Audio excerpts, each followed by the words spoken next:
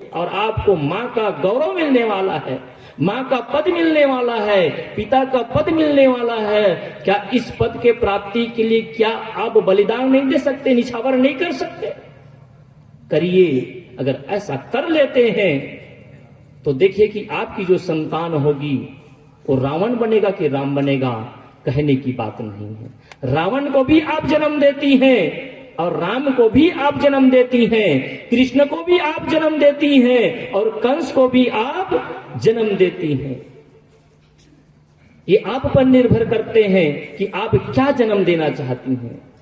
इसलिए माताओं से मेरा विशेष आग्रह है कि आप अपने जीवन को सात्विक बनाएं, आप अपने मन को सात्विक रखें, शुभ भावना रखिए, गलत मत बोलिए, गलत मत खाइए, गलत मत देखिए। ये आहार है ना, भोज मुख से जो करते हैं उसको आहार कहते, आहरण करना, ग्रहण करना। तो आप मुख से जो ग्रहण करते हैं उसको भी सात्विक रखें और 5 ज्ञान इंद्रियों से जो ग्रहण करते हैं उसको भी सात्विक रखिए। शास्त्र वचन है, आहार शुद्धो सत शुद्धि, सत शुद्धि ध्रुव स्मृति। आहार के शुद्ध होने से सत शुद्ध होता है, अंतःकरण शुद्ध होता है। अगर अंतःकरण की पवित्रता चाहते हैं तो उसका पहला सूत्र है कि आपका आहार शुद्ध हो। और आज सबसे ज्यादा अगर बिगड़ा है ना तो आहार ही बिगड़ गया है। आज आदमी खाना नहीं जानता है, ऐसी ऐसी चीज को खाता है, मुख से जो खाता है उसी की बात कर रहा हूं। मांस खाते हैं, मटन खाते हैं, शराब पीते हैं, गुटखा खाते हैं, बीड़ी पीते हैं, सिगरेट पीते हैं। अब ऐसे सब चीजों को पिएंगे, करेंगे तो कैसे संस्कार मिलेगा? ये तो एक तरफ भौतिक दृष्टि से, दूसरे दृष्टि से हम जो ग्रहण करते हैं, ऐसे ऐसे दृश्यों को आप देखते हैं, निरंतर देखते हैं, नग्न दृश्यों को देखते हैं। अब जैसे दृश्य देखेंगे वैसे मन बनेगा। गंदी गंदी बात करते हैं, गंदी गंदी चर्चा करते हैं, अश्लील वार्ता करते हैं। इसलिए सात्विक जीवन जिए, अपने लिए न सही कम से कम नई सृष्टि की रचना के लिए सही।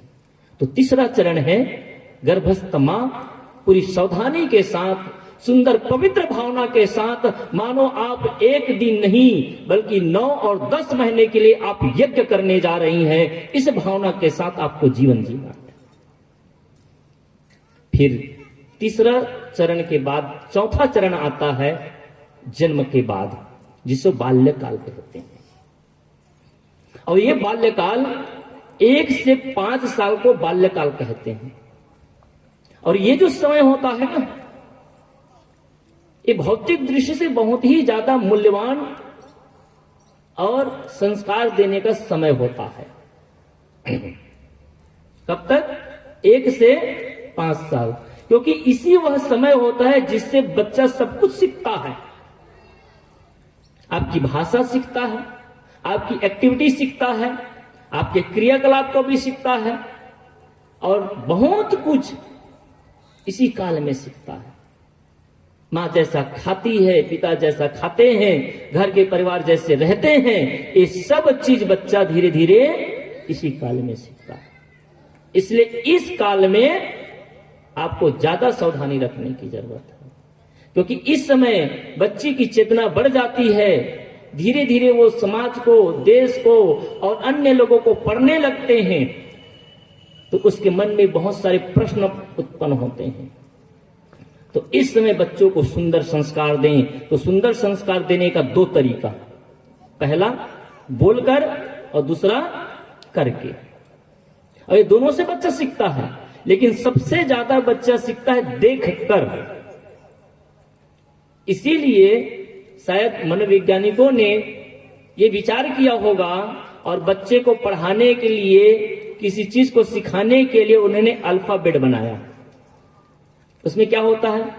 क माने कबूतर, तो कबूतर का एक चित्र डाल देते हैं। बच्चा क को नहीं देखता, कबूतर को पहले देखता है और कबूतर को देख करके समझ जाता है क माने, ख माने खरगोश, ग माने घड़ी, गमला और घ माने घड़ी। तो चित्र दिया गया, क्योंकि वो चित्र की भाषा समझता है। एक छोटा बच्चा जब होता है, क्योंकि उसके पास अक्षर की भाषा नहीं समझता, अक्षर को पढ़ नहीं पाता, इसलिए वो आकृति की भाषा पढ़ता है, देख करके सीखता है। इसलिए आप और हम सबकी जिम्मेदारी है कि बच्चों के साथ या बच्चों के पास ऐसा सुंदर व्यवहार करें, ऐसा सुंदर उदाहरण प्रस्तुत करें। लेकिन दशा क्या है, बच्चा को गोद में भी लिए हैं, बच्चे को खिला भी रहे हैं, उसी के सामने टीवी देख रहे हैं। बच्चा है घर में बैठा है, बच्चे को डांट रहे हैं पढ़ने के लिए, और पति पत्नी दोनों लड़ रहे हैं। घर का वातावरण इतना खराब, गंदगी फैली हुई। जहां तक कई घरों में हम लोग जाते हैं, बच्चों को कहते कि बेटा जा प्रणाम कर दे। अरे तू पहले प्रणाम कर, आपको देख करके बच्चा यूं ही प्रणाम करने लग जाएगा। बच्चा को सिखाना नहीं पड़ेगा। एक बार की बात है, व्हाट्सएप के माध्यम से एक छोटा सा वीडियो का क्लिप आया था। पति और पत्नी दोनों पुस्तक निकालकर पढ़ रहे थे, तो पढ़ते हुए देख करके उसका बेटा भी पढ़ने लगा। एक तीसरा व्यक्ति जो बैठा था, उसने कहा भाई क्या आप लोग गजब हैं, आजकल की दुनिया में लोग मोबाइल लेकर के बैठते हैं। बात सही है ना, थोड़ा सा टाइम पास करने के लिए सही, और आपका बच्चा इस उम्र में किताब लेकर के बैठा है। तो उस मां कहती है कि भैया बच्चा वह नहीं करता जो हम कहते हैं, बल्कि बच्चा वही करता है जो हम करते हैं। कितनी अच्छी बात है। बच्चा वह नहीं करता जो हम कहते हैं, बल्कि बच्चा वही करता है जो हम करते हैं। आप बच्चे को अगर सुंदर संस्कार देना चाहते हैं तो आप वही करिए जो बच्चे से आप अपेक्षा रखते हैं। अगर हमारी बहनें अपनी सास के साथ दुर्व्यवहार करेगी, अपने पिता के साथ, ससुर के साथ दुर्व्यवहार करेंगी, तो उसका बेटा इसको देख करके, उसको बेटी देख करके क्या समझेगी, क्या शिक्षा लेगी।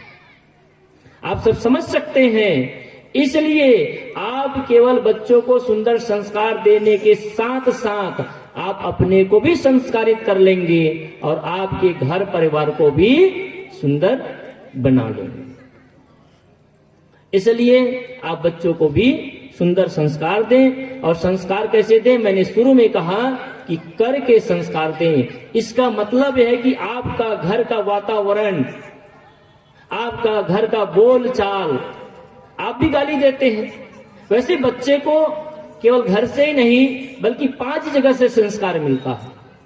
पहला घर यानी माँ बाप, दूसरा समाज, तीसरा स्कूल, चौथा मित्र संगी, और चौथा धर्म सभा यानी गुरुजन। इन 5 जगह से बच्चों को संस्कार मिलता है। लेकिन पहली सबसे जो बड़ी जगह है वो क्या है, परिवार है, जहां माँ बाप रहते हैं, परिजन रहते हैं। अरे बाहर के वातावरण को तो हम नहीं बदल सकते, नहीं सुधार सकते, उसके लिए केवल हम अपने बच्चों को थोड़ा बचा सकते हैं, संयमित रख सकते हैं। 2 काम करिए, आप सुंदर माहौल दीजिए, सुंदर वातावरण दीजिए, घर को सुंदर बनाइए और बच्चों को बाहरी वातावरण से थोड़ा बचा करके रखिए।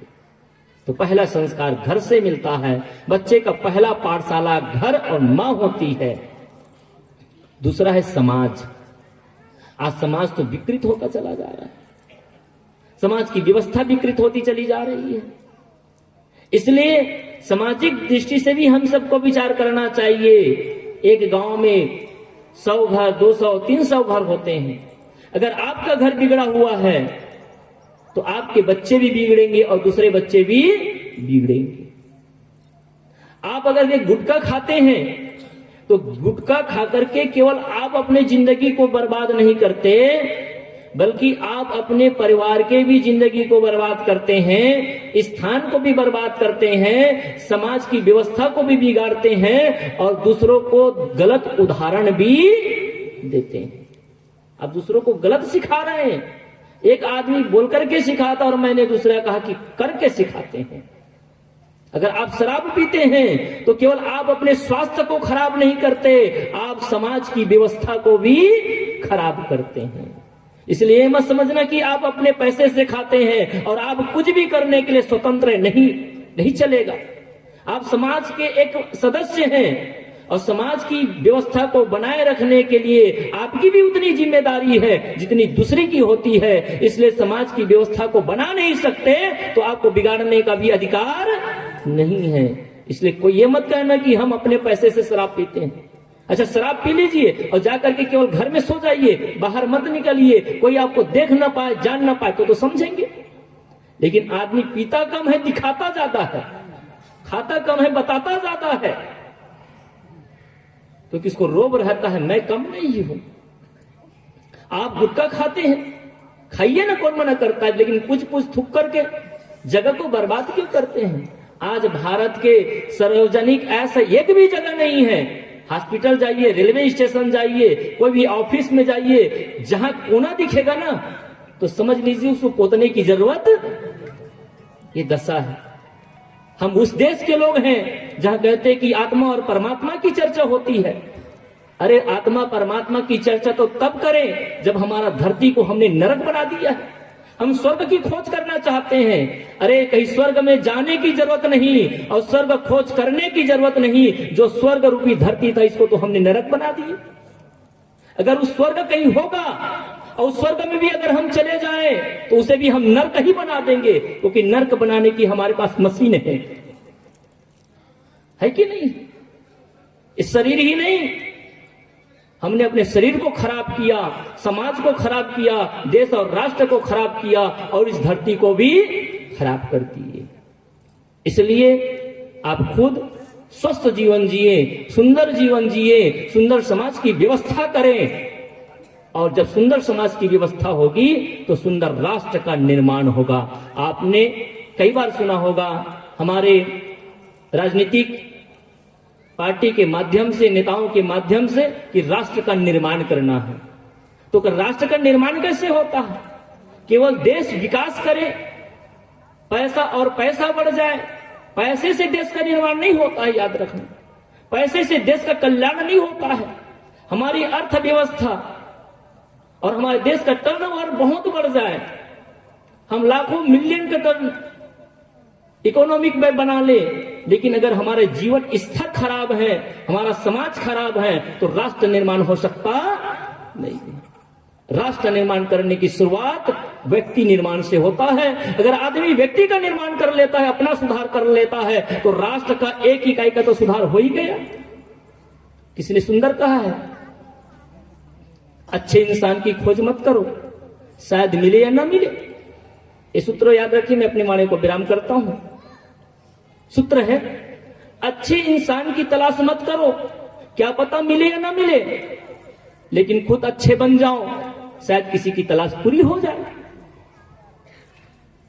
अच्छे इंसान की तलाश मत करो, क्या पता मिले या ना मिले, लेकिन खुद अच्छा बन जाओ, शायद किसी की तलाश पूरी हो जाए। और यही संकल्प के साथ कि आज हम अपने जीवन को सुंदर और बेहतर बनाएंगे और किसी की तलाश पूरी हो जाए, इसी भावना के साथ मैं अपने वाणी को विराम करता हूं। बोले सद्गुरुदेव की जय।